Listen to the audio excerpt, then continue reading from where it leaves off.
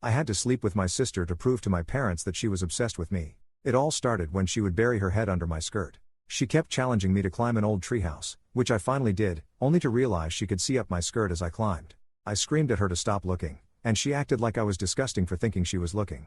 The whole situation was super weird, so I just let it go and never mentioned it again. A few months later, I caught her looking at my photos on my phone. Of course, a big fight happened, and my parents got involved.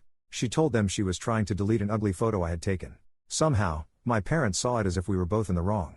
I didn't have anything scandalous there, but it just felt so wrong for her to be looking at my photos. 2 years later, when we were moving to a new house, my sister and I found out we would be sharing the same bathroom. My sister acted annoyed, but I could see the smile on her face. She never knocked when I was in the shower. Instead, she just tried to see if the door was locked. Eventually, the inevitable happened. I forgot to lock the door, and she barged in. Fortunately, I was still dressed. I told my parents about it, and instead of the solution being that she should knock, the solution was that I should use the guest bathroom downstairs. Just when I thought it couldn't get worse, it did. A few nights ago, after a family barbecue, I went back to my room and noticed that the pants I had changed out of before everyone arrived were out of the laundry basket and on the floor. When I got up to do the laundry the next morning, I realized that the underwear I was wearing with those pants was missing. I wanted to scream my sister's name and storm into her room, but it would be pointless. The idea of confronting her about it and her trying to manipulate me again was so exhausting that I simply didn't say anything. I knew my younger sister was guilty, but I had no concrete proof, and I was sure that if I confronted her or told my parents, she would just try to manipulate me again and make me feel crazy.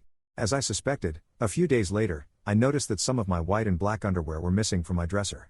But this time, I didn't say anything and acted like I didn't know anything. The next part of my plan was a bit sneaky, as I suspected. A few days later, I noticed that some of the white and black underwear were missing from my dresser. But this time, I didn't say anything and acted like I didn't know anything. The next part of my plan was a bit sneaky. I was thinking about how to make her hit on me or something like that so I could record it and show my parents. So I decided on something. My parents were going to another city for the wedding of 2 of their friends.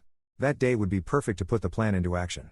So the day arrived. I thought of all the ways to provoke her, and the most effective way I found was to pretend I was using the bathroom and stay inside wearing only the bottom of my bikini, waiting for her to barge in as she always did. As expected, she broke in through the door as usual. But I didn't expect the reaction she had. She stood there, staring at me as if she wanted to pounce on me like a wolf looks at its prey defensively, but at the same time with a scared expression. This time I did it differently. I didn't scream. I didn't move away. I didn't make a scene. I just looked into her eyes with a tempting expression. I smiled and asked, "Do you like what you see?" She was startled again and said, "Of course, I've always hoped for this sight." At that moment, I knew my plan was going to work.